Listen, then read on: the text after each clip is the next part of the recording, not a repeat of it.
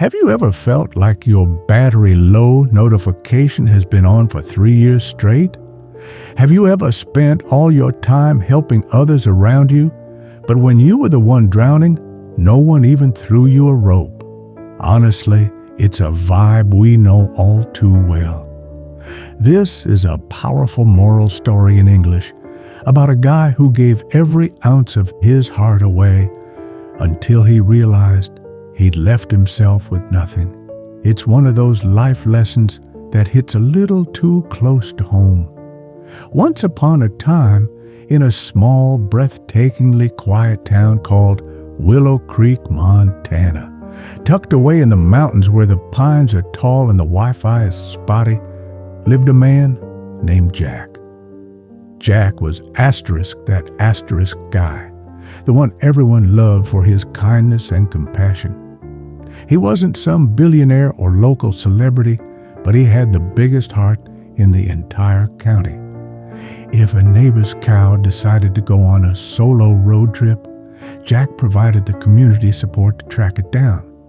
If a roof was leaking during a thunderstorm, Jack was already up on the ladder performing home maintenance. If someone was short on groceries, he'd literally give them his own dinner, showing a level of generosity that was honestly legendary. Everyone in town said, Jack is the heart of Willow Creek. But behind that always happy to help smile, Jack was struggling. He was the poster child for caregiver burnout, and deep down, he was incredibly lonely. Every single morning, before he'd even had his coffee, Jack was hauling heavy water jugs to the porch of Mrs. Gable, an elderly widow. Then he'd spend hours helping a neighbor with a tedious fence repair. By the time the sun went down, he'd be exhausted from working his own small farm. But when he finally walked through his own front door, his house was a mess of neglect. The porch steps were literally rotting. His windows were cracked, and the dust was settling thick on the floor. He'd just sigh, look at the mess, and whisper, I'll fix it tomorrow. But tomorrow never came because he was too busy neglecting self-care.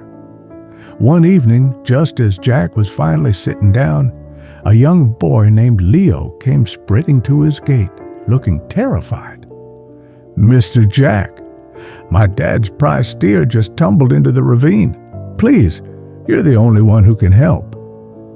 Without even checking his own pulse, Jack ran to provide an emergency rescue. He pulled, strained, and fought against the mud with everything he had until the massive animal was back on solid ground. The crowd cheered. Jack was the hero again. But that night, walking home in the dark, the world started to tilt. He felt a wave of extreme physical exhaustion. His legs felt like lead. His chest felt tight. And just as he reached his front door, he suffered a total physical collapse from stress. For 2 long days, Jack lay weak and feverish inside his quiet house, desperately needing a recovery from illness. He kept looking at the door, waiting for someone, anyone, to check on his mental health. He thought of Mrs. Gable or the neighbors he'd spent his life serving, but the silence was deafening. No one came. Everyone just assumed, oh, Jack, he's probably out helping someone else. No one realized he was the one who needed emotional support this time. Staring up at his water-stained ceiling, he whispered, I gave my heart to everyone. But where is everyone now? It was the crushing weight of feeling unappreciated. On the 3rd day, an old traveler named Silas wandered into town. A guy who radiated that wise grandpa energy, a total inspirational mentor. He found Jack slumped by his door, looking like a ghost. Silas gave him a drink of water and sat on the porch. Son, he asked gently, why are you carrying the world on your back all alone? Jack just looked at him and said, I was so busy helping everyone else, I forgot to take care of myself." Silas nodded and offered some motivational advice that changed everything. "My child, you cannot light another man's lantern if your own flame is going out. Self-love is important, but it has to start with you. You can't pour from an empty cup." Those words hit Jack like a lightning bolt, sparking a massive personal growth journey. The next morning, Jack didn't rush out to help anyone. He stood up slowly, focused on overcoming fatigue. For the first time in forever, he decided to prioritize self-care. He spent the whole day cleaning his own space. He hammered new boards onto his porch.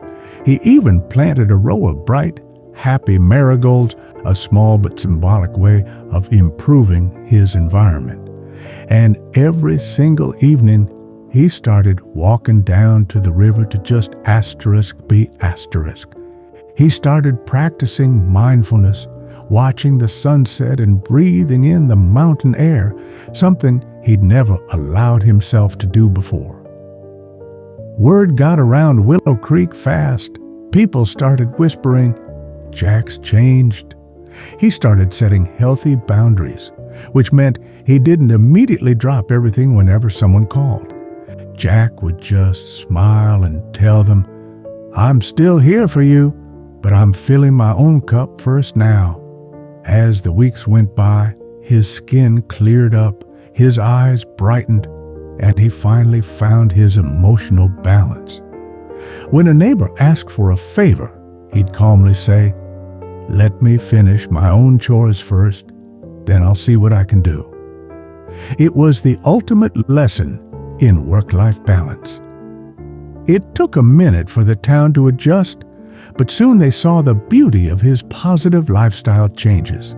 Jack was happier, stronger, and ironically, he was actually a better friend because he wasn't running on fumes. One evening, Mrs. Gable came by with a plate of cookies. "You've taught us a lot about mental wellness, Jack," she said. "We thought love meant giving yourself away until there was nothing left. But you showed us we have to save some for ourselves too." Jack smiled and replied, "When you practice self-love, the love you give everyone else actually means more." Slowly, the whole town caught the vibe. People started helping one another, but they also started respecting their own emotional health. Willow Creek became a place of genuine balance. As the sun dipped behind the mountains one evening, Jack sat by the river, feeling whole. He closed his eyes and whispered, "Loving yourself first isn't selfish. It's how you actually learn to love." Look, the world is loud and the hustle is real, but you can't help anyone if your own heart is on empty. You can't love anyone deeply if you don't love yourself first. Take the nap, set the boundary. Take time to focus on yourself because the world doesn't need your burnout, it needs your light. If this inspiring story made you want to go give yourself some major main character energy, show us some love. Smash that like button. Share this with your friend who's currently suffering from burnout. You know the one. And subscribe to Prime Motion. We're here to help you grow your English vocabulary and move your life in the right direction. See you in the next